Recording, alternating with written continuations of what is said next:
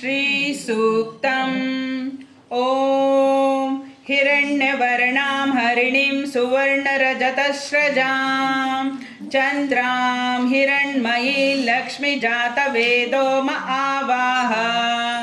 ताम् आवाह जातवेदो लक्ष्मीमनपगामिनीं।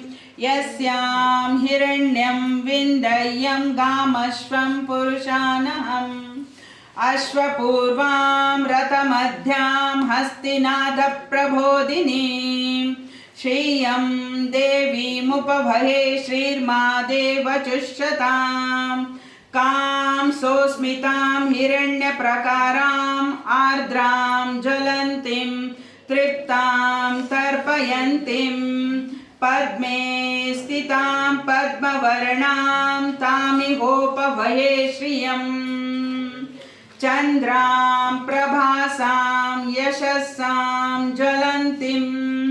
श्रियं लोके देवचुष्टामुदारां तां पद्मिनीं शरणमहं प्रपद्येर्लक्ष्मीर्मे नश्यतां तां ऋणे। आदित्यवर्णे तपसोऽधिजातो वनस्पतिस्थो वृक्षोदबिल्वः। तस्या फलानि तपसानुदन्तु मायन्त रायाश्च भाव्याय अलक्ष्मीः। उपैतो मादेवसखकीर्तिश्च मणिना सह।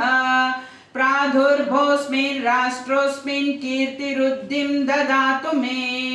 क्षुप्तिं पासां मलां ज्येष्ठाम् आलक्ष्मीन्नाशयाम्यहम्। अभूतिम् असमृद्धिं च सर्वं निर्णद मे गृहात्।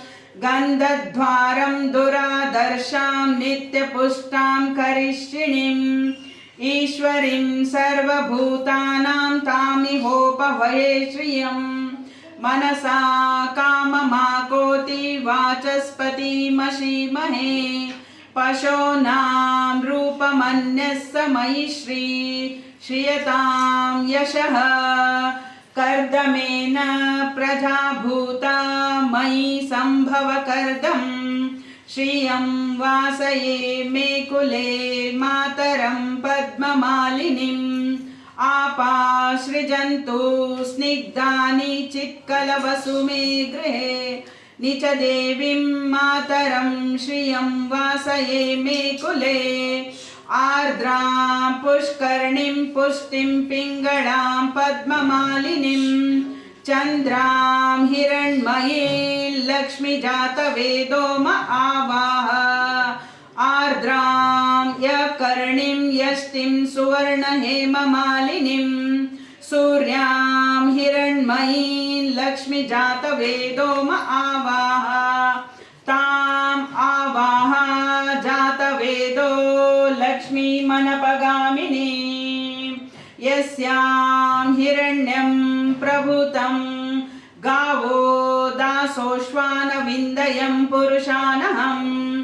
ॐ महादेवेश्च विद्महे विष्णुपत्नी च धीमहि तन्नो लक्ष्मी प्रचोदयात्।